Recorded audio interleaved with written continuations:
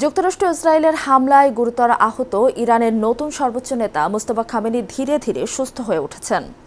বর্তমানে তিনি দেশটির জ্যেষ্ঠ কর্মকর্তাদের সঙ্গে গুরুত্বপূর্ণ বৈঠকে ভার্চুয়ালিও অংশ নিচ্ছেন। মোস্তফা খামেনির ঘনিষ্ঠ 3টি সূত্রের বরাত দিয়ে শনিবার এক প্রতিবেদনে এ খবর দিয়েছে বার্তা সংস্থা রয়টার্স। যুক্তরাষ্ট্রের সঙ্গে ইরানের গুরুত্বপূর্ণ উচ্চ পর্যায়ের বৈঠক শুরু হওয়ার আগে ইরানের সর্বোচ্চ নেতার শারীরিক অবস্থা নিয়ে এই প্রতিবেদন সামনে এলো। হামলার পর থেকে এখন পর্যন্ত তার কোনো ছবি, অডিও বা ভিডিও বার্তা প্রকাশ করা হয়নি, ফলে তার অবস্থান ও সক্ষমতা নিয়ে জনমনে অনিশ্চয়তা তৈরি করেছে। খামেনির আঘাত কেমন বা তিনি কেন জনসম্মুখে আসেননি এ বিষয়ে রয়টার্সের প্রশ্নের জবাবে কোনো মন্তব্য করেননি ইরানের জাতিসংঘ মিশন।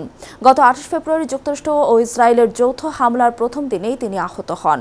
ওই হামলায় তার স্ত্রী, ভগ্নিপতি সহ পরিবারের আরও কয়েকজন সদস্য নিহত হন। একটি ইরানি সূত্র জানিয়েছে আগামী 1-2 মাসের মধ্যে মোস্তফা খামেনির ছবি প্রকাশ করা হতে পারে এবং পরিস্থিতি অনুকূল হলে তিনি জনসম্মুখে উপস্থিত হতে পারেন। তবে তার শারীরিক অবস্থা এবং নিরাপত্তা নিশ্চিত না হওয়া পর্যন্ত তা সম্ভব নয় বলেও সূত্রটি জানায়।